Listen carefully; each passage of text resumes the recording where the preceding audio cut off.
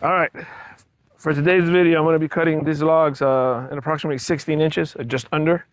That's the standard size for firewood to get it ready to put into the log splitter. So what I do to make it as consistent as possible is that I cut a piece of cardboard at 15 inches and then make a little line with some spray paint at 15 inches. And this way, I have as much consistency as possible when cutting the logs. I'm gonna be, after I cut these into these pieces, I'll be getting the log splitter out.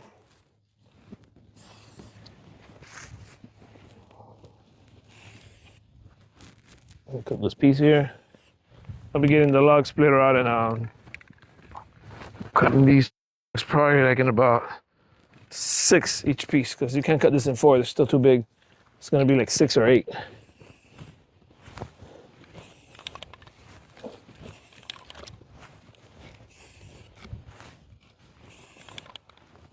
And it's now October, I think it's like the 20th or something. Whatever date it is, it's Monday. And it got cold. Got cold this morning. Woke up to 41 degrees. So I figured it's a good day to come in and cut some logs. You don't want to do this on a hot day. Take this jacket off. It's kind of good. It's right now about probably 70s. It's like about 10 in the morning now. But man, it was cold. It was cold this morning. 7 in the morning, 41, crazy. So normally I put, when I'm doing a lot of cutting, the helmet with the shield that has the earmuffs too, but I'm not doing a lot of cutting, and I'm gonna go ahead and just do the goggles.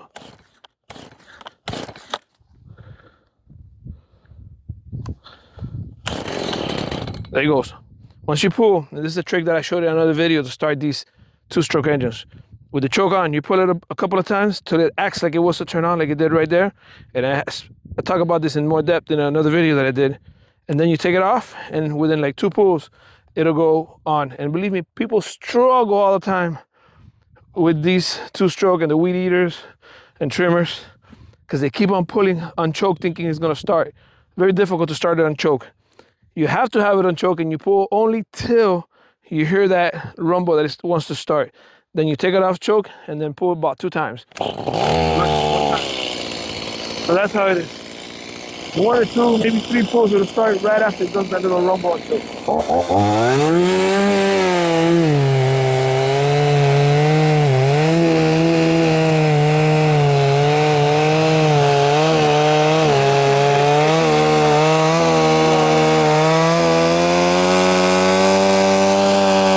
One thing is, I lifted it up and put a piece of wood because you don't want to touch the dirt with the chainsaw, because that ruins the blade. Good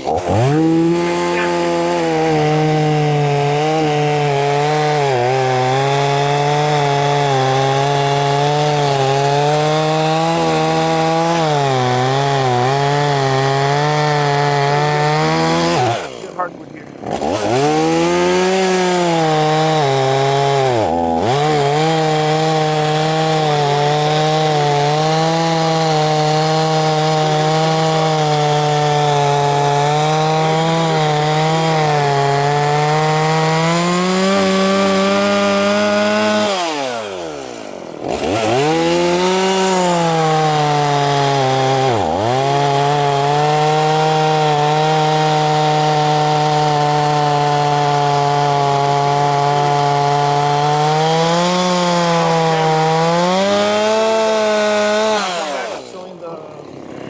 Log splitting. I'm just gonna do a couple of pieces here too.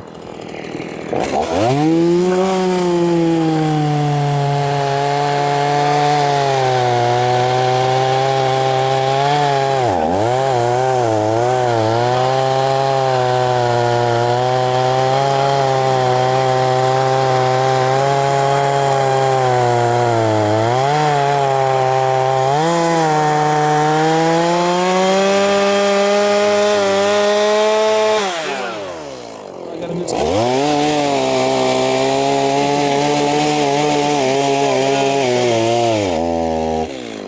here. The reason it's binding up is because it was really heavy and I wasn't able to put a piece of wood on the floor to break those. But I'm just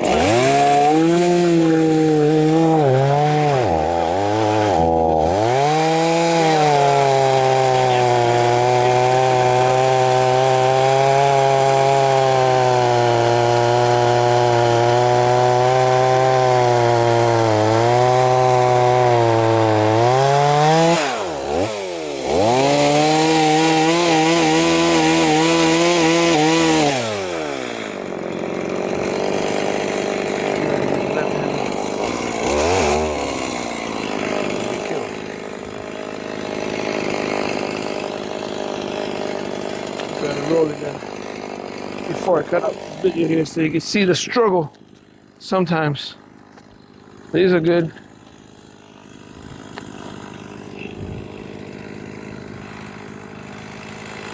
Let's see if I can roll it this way. At least those cuts will be cut in half and I'll be able to lift it on one side. Of course, now this was in the way.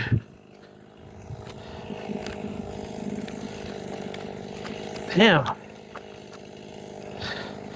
So I had a piece sticking out there preventing it from rolling.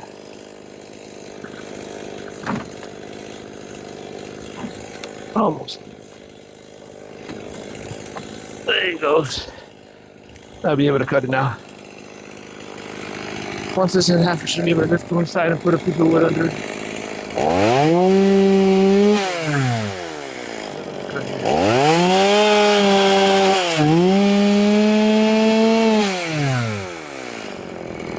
Now, I could actually put a piece under it so I can cut it all the way through. Remember, you don't want to try to cut all the way through without it being lifted. Just like I said, the chainsaw touches that dirt and you're buying a new chain. It's that simple. And if you want to be correct and real safe, you're supposed to also wear pants that are resistant to the chainsaw. It'll stop the blade. So I'm not doing it the way that you're supposed to do it.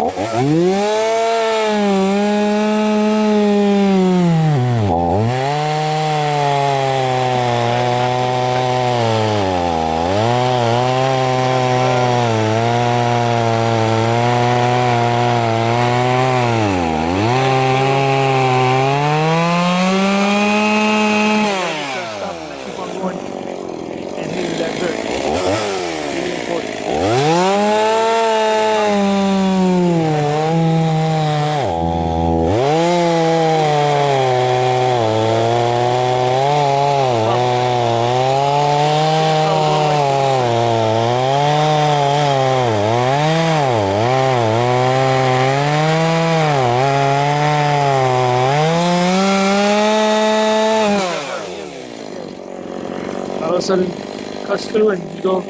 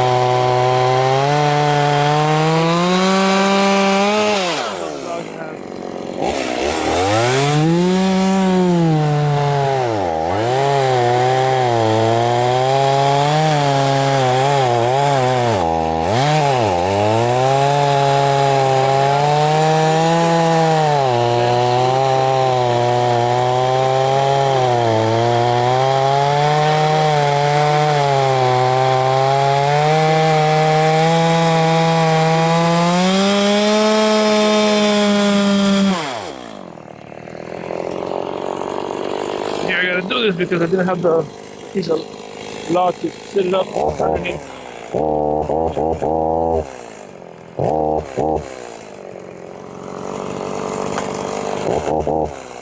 Alright,